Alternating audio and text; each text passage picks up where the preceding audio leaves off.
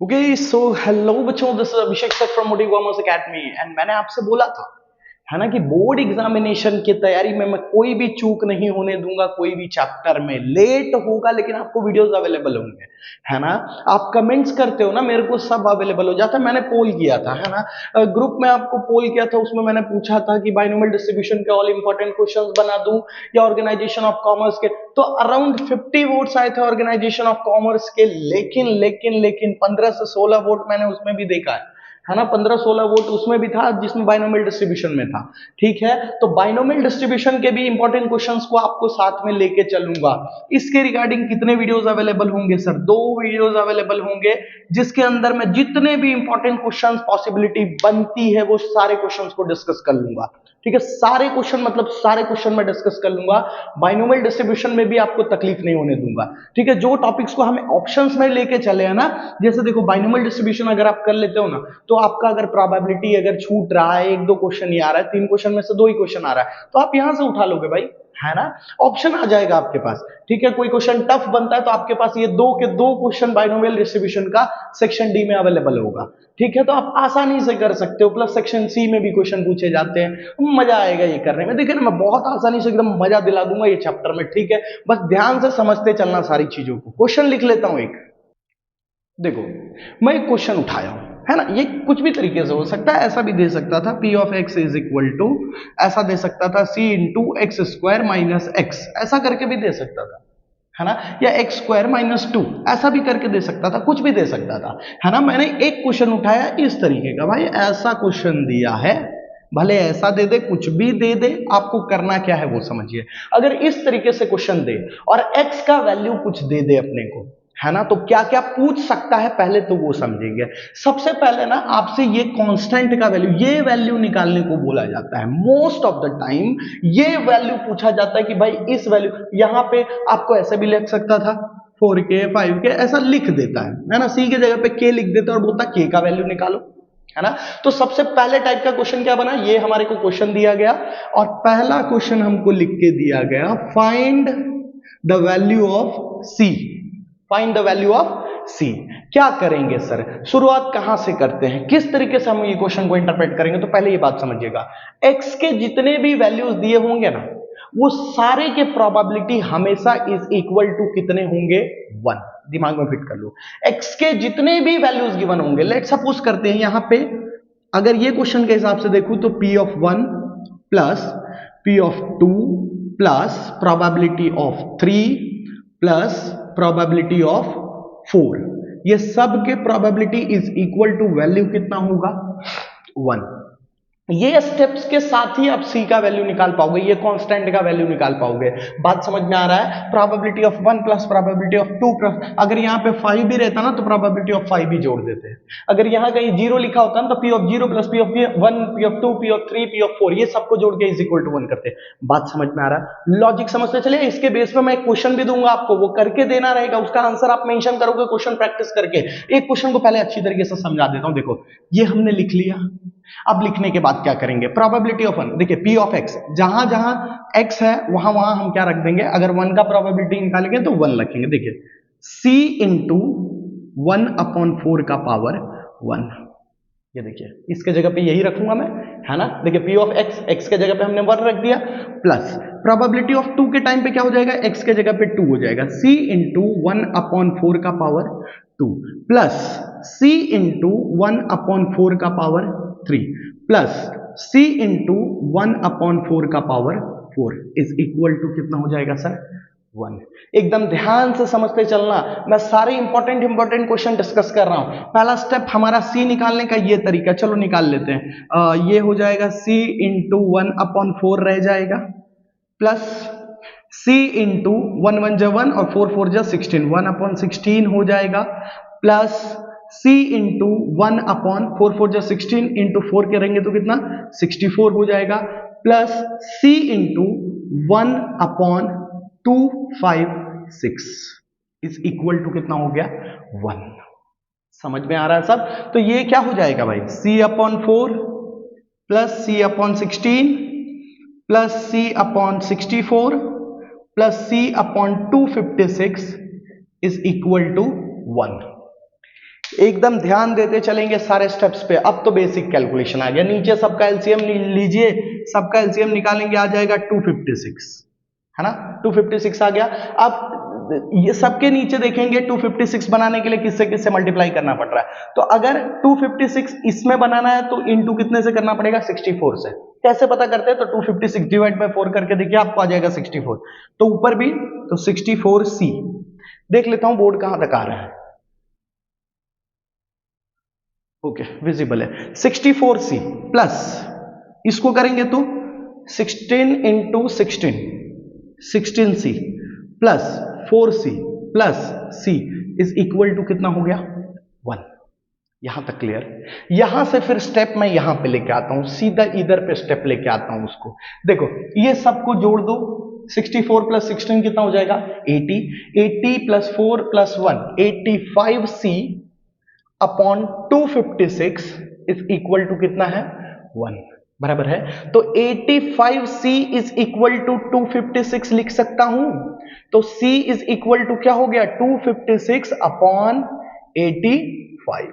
ध्यान दे लोग, सब लोग C का वैल्यू, कांस्टेंट का वैल्यू कैसे निकालते हैं उस पे फोकस करो। वीडियो में रोक रहा हूं, पहले इस पे एकदम आराम से फोकस करो।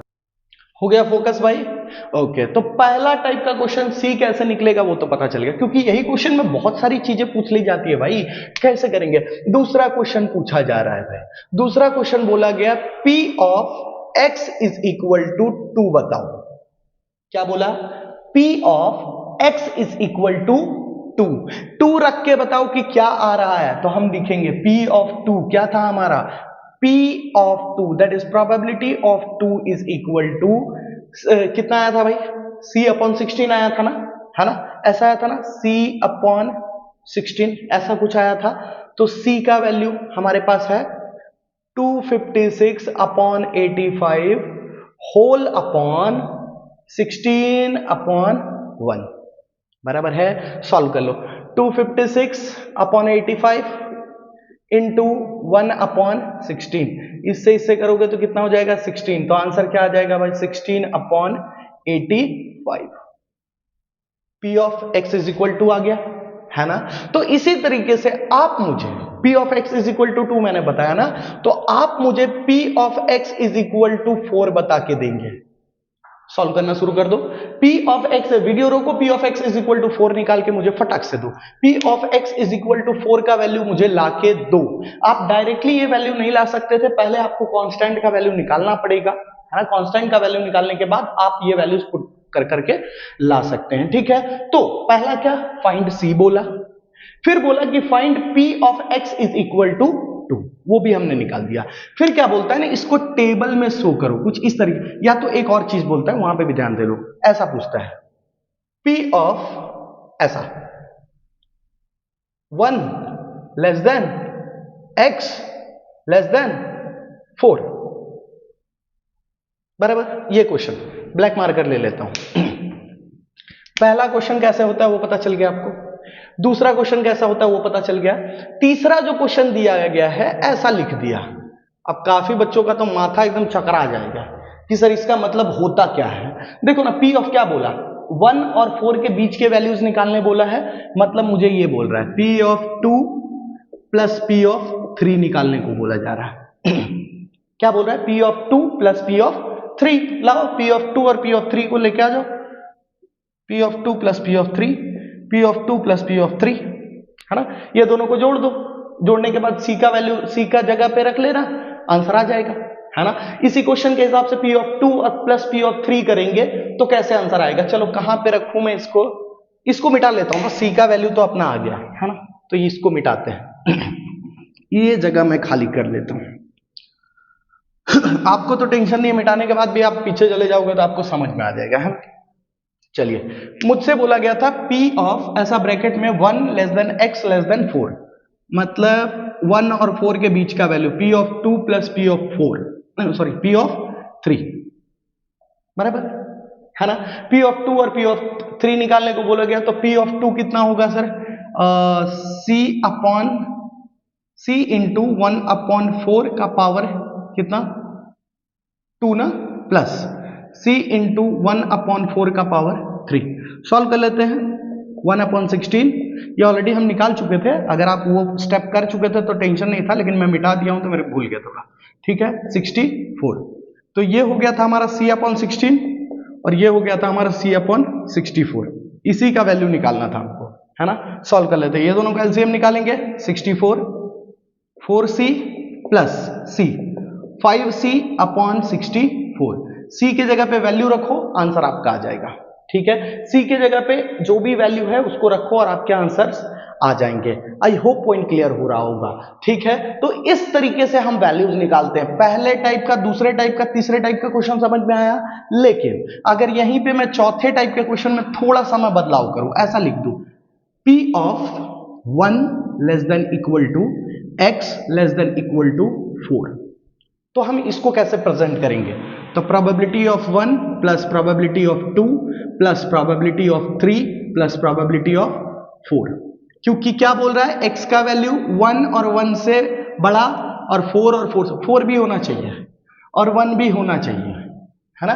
देखिए खाली इक्वल टू का साइन लगाने में कितना बड़ा चेंज आ गया। तीसरे वाले में देखिए हम सिर्फ ये जोड़ रहे थे, लेकिन चौथे वाले क्वेश्चन में नोटिस करेंगे तो ये चारों जोड़ रहा है कि नहीं, है ना। तो ये इंपॉर्टेंट है भाई, मार्क कीजिए, ठीक है, मार्क कीजिए, फिर मैं आपको इसको अच्छी तरीके से और आगे मैं क्लियर करवाता हूं। चलिए बच्चों, तो मैं ये मान के चलता हूं कि भाई वो चीज तो आपका हो गया। चलिए एक और क्वेश्चन उठाता हूं, देखिए ना, लिखा है P of x, probability of x is equal to C into, sorry C into नहीं है, हाँ, C इंटू 4px, याद है परम्यूटेशन, परम्यूटेशन रिपीट कर रहा हूं क्या, जैसे मान लो 4p2 है, 4 को 2 बार पीछे खींच लो, 4 इंटू 3, आंसर क्या हो जाएगा इसका 12। 4p1 दिया है, 4 को एक बार पीछे खींचो, आंसर हो जाएगा 4। 4p0 दिया है कि ये p के बाद यहां 0 रहता है, वैल्यू हमेशा क्या आता है 1 आता है। 4p3 दिया है, 4 को 3 बार पीछे खींचो, 4 3 2, आंसर कितना आ जाएगा 24। 4p4 दिया है, 4 इंटू 3 इंटू 2 इंटू 1, 4 को 4 बार पीछे खींचा, बात समझ में आ रहा है। हाँ, तो ये चीज का ध्यान रखिएगा, अभी यहां पे जरूरत पड़ेगा। जैसे P of x is equal to C into 4px दिया है ना, और x इज इक्वल टू कुछ देगा हमको, जहां पे हमको x इज इक्वल टू 0 0 1 2 3 4। अब तो बच्चों को टेंशन होना ही नहीं है, एकदम नहीं होना है। वो बोलेंगे कि सर हमको ऐसा कर देना है, P of 0 plus P of 1 plus P of 2 plus P of 3 plus P of 4 is equal to 1। ऐसे टाइप के क्वेश्चन पूछे ही जाएंगे भाई, इसलिए मैं आराम से एकदम अच्छे से सिखाऊंगा तुमको, छोड़ूंगा नहीं इस क्वेश्चन को, एकदम ध्यान दो। देखो P of 0, जहां हम x के जगह पे 0 किए तो ये क्या बन जाएगा, C इंटू 4p0, बोलो बनेगा कि नहीं बनेगा, C इंटू 4p और x के जगह पे क्या बन जाएगा 0, प्लस C इंटू 4p1 बराबर plus C into 4p2 plus C into 4p3 plus C into 4p4। बताओ किसी को कोई दिक्कत नहीं होना चाहिए, नहीं होगा तो बेहतर है, ठीक है। 4p0 का वैल्यू 1 हो जाएगा, तो बताइए यहां पे खाली C बचा है ना, प्लस 4p1 का वैल्यू कितना आ जाएगा 4 इंटू C करेंगे तो 4C है ना, प्लस 4p2, अरे अभी जो रूल बताया उसी रूल से करो, 4p2 मतलब 4 को 2 बार पीछे खींचो, 4p2 4 3 12 12C हो जाएगा, प्लस 4p3 करेंगे 24C हो जाएगा, है ना, इज इक्वल टू 1 लिखा, और प्लस 4p4 मतलब 24C इज इक्वल टू 1, बराबर है। जोड़ लो, 24 plus 24 48, 48 plus 12 60 65, 65C is equal to 1, therefore C is equal to 1/65। I hope कि आपका लॉजिक क्लियर हो गया कि C का वैल्यू हम कैसे निकाल रहे हैं, बस वैल्यू पुट करके इज इक्वल टू 1 करना रहता है, आपके आंसर्स आ जाते हैं। मैंने क्वेश्चन क्या बताया आपको, सबसे पहले हमको पूछ लिया C का वैल्यू कितना होगा। दूसरा क्वेश्चन कैसा पूछ सकता है भाई कि P of x is equal to 2 बताओ, या P of x is equal to 3 बताओ, या P of x is equal to 4 बताओ, कुछ भी पूछ सकता है ना। या तो कभी कभी इसका दिमाग खराब रहता है तो ऐसा लिख देता है P of 2 less than x less than 4 ऐसा बोल देगा। अब समझोगे तो इसका बोलने का मतलब क्या था, p ऑफ 3 था, है ना। क्या बोलने का मतलब था, p ऑफ 3। अगर ऐसा बोलता p of 1 less than x less than 4 तो p of 2 plus p of 3 था। समझ में आ रहा है। ऐसा लिख देता p of 0 less than x less than 4, इसका बोलने का मतलब क्या है, p of 1 plus p of 2 plus p of 3। देखो ना, बात समझ में आ रही है, चीजें समझ में आ रही है आपको, है ना। चलिए सेकंड वाले पे आते हैं। p of x is equal to 2 को कैसे निकालेंगे, मतलब x के जगह पे 2 रखना है, ये वाला सॉल्व करना है, 12c, है ना। तो p of 2 is equal to 12c था ना, तो लिखेंगे 12 इंटू 1/65, आंसर हो जाएगा हमारा 12/65। क्लियर हो रहा है बातें, है ना। इसको क्लियर कर लेते हैं। फिर मतलब मैं अगर पूरे का टेबल बना लेता हूं कि 1 रख के करेंगे तो कितना, 2 रख के करेंगे तो कितना, वो सारी चीजें मैं बना लेता हूं। देखो x का वैल्यू जब हमने 0 रखा तब कितना वैल्यू आया, 1 रखा तो क्या आया, 2 रखा तो क्या आया, 3 रखा तो क्या आया, 4 रखा तो क्या आया, है ना। मैं x का वैल्यू यूज करके प्रोबेबिलिटी ऑफ x ला रहा था कि नहीं, है ना। तो इसमें अगर मैं रखूंगा प्रोबेबिलिटी ऑफ 0 में तो क्या आ जाएगा आंसर सर, c था ना, मतलब 1/65 हो जाएगा, क्योंकि हमारे पास c का वैल्यू 1/65 है। 1 वाले में करेंगे तो 4c के अंदर मल्टीप्लाई करो, c के जगह पे 1/65 मल्टीप्लाई करना, कितना आ जाएगा 4/65। 4/65 p ऑफ 3 में कितना हो जाएगा, p ऑफ 2 में कितना हो जाएगा 12/65, p ऑफ 3 में हो जाएगा 24/65 एंड p ऑफ 4 में हो जाएगा 24/65। बराबर। सब में खाली c का वैल्यू रख दिया, वैल्यू पुट कर दिया, आ गया, ये बन गया हमारा टेबल। कई बार आपको बोलता है टेबल शो करने, तो टेबल हम ऐसे शो करेंगे, बराबर है, टेबल हम इस तरीके से शो करेंगे, ठीक है। चलिए और डेंजर क्वेश्चन क्या बन सकता है सर, इससे भी बुरा क्या हो सकता है हमारे साथ, तो इससे बुरा हमारे साथ ये हो सकता है कि कभी कभी बोल देता है हमको मीन निकालना, तब शरीर कांपने लगता है बिल्कुल कि अरे भाई इसके थ्रू हम मीन कैसे निकालेंगे। अगर मैं आपको बता दूं, मीन बोलता है या तो ऐसा e ऑफ x, इस तरीके से बोलेगा, फाइंड e ऑफ x, इसी को हम मीन को हम डिनोट करते हैं इस चैप्टर में बाइनोमियल डिस्ट्रीब्यूशन में e ऑफ x के थ्रू। देखो मैं e ऑफ x का आपको फॉर्मूला बता दूं ना तो आपको चीजें तुरंत आसान हो जाएगा। देखो e ऑफ x का फॉर्मूला होता है sigma xi into p of xi, बात खत्म। x और p ऑफ x ये दोनों को मल्टीप्लाई करके टोटल कर दो, बस वही चीज हमारा क्या बन जाएगा, मीन बन जाएगा, ठीक है। बात समझ में आ रहा है। मीन निकालने का फॉर्मूला क्या, सिग्मा, किसका सिग्मा, तो x और px, मतलब इसका और इसका एक कॉलम बनेगा मल्टीप्लाई का, दोनों मल्टीप्लाई होंगे, देन उसी का टोटल हमारा क्या बन जाएगा, मीन बन जाएगा। बात समझ में आ रहा है। जैसे अगर मुझे मान लीजिए यही क्वेश्चन का मुझे मीन करना है, यहां तक में हम यहां पहुंच गए, पहुंचने के बाद हमको मीन निकालना है, तो मीन कैसे निकालेंगे भाई, देखो कुछ इस तरीके से लिखेंगे 0 into 1/65 x into P x, सबका समेशन चाहिए ना, plus 1 into 4/65 plus 2 into 12/65 plus 3 into 24/65 plus 4 into 24/65। बस सॉल्व कर लो, इसका कुछ वैल्यू आएगा, इसका कुछ वैल्यू आएगा, इसका कुछ वैल्यू रहेगा, इसका कुछ वैल्यू, इसका, सबको जोड़ दो, जोड़ने के बाद जो भी आंसर बनेगा वही आपका क्या बन जाएगा, मीन बन जाएगा, that is e of x बन जाएगा। आप अगर सॉल्व करोगे तो आंसर आएगा आपका 196/65। ठीक है, आप सॉल्यूशन करके प्रैक्टिस करके देखना। मेरा मकसद था पहले ये सारी चीजें आपको समझाऊं पहले वीडियो में, फिर मैं ये सेकंड वीडियो में मैं वो सारी चीजों को डिस्कस कर लूंगा, है ना। लेकिन आपको मैंने हिंट दे दिया कि भाई ये पूरा चीज जब सॉल्व कर लेते हैं ना तो उसको रख के हम टेबल बना सकते हैं, ठीक है। और टेबल बना लिए तो टेंशन ही खत्म, है ना। टेबल बन चुका है, अब बस x into P of x, x into P of x, ये दोनों मल्टीप्लाई, ये दोनों मल्टीप्लाई, ये दोनों मल्टीप्लाई, ये दोनों मल्टीप्लाई, ये दोनों मल्टीप्लाई, और सबको क्या कर दो, जोड़ दो।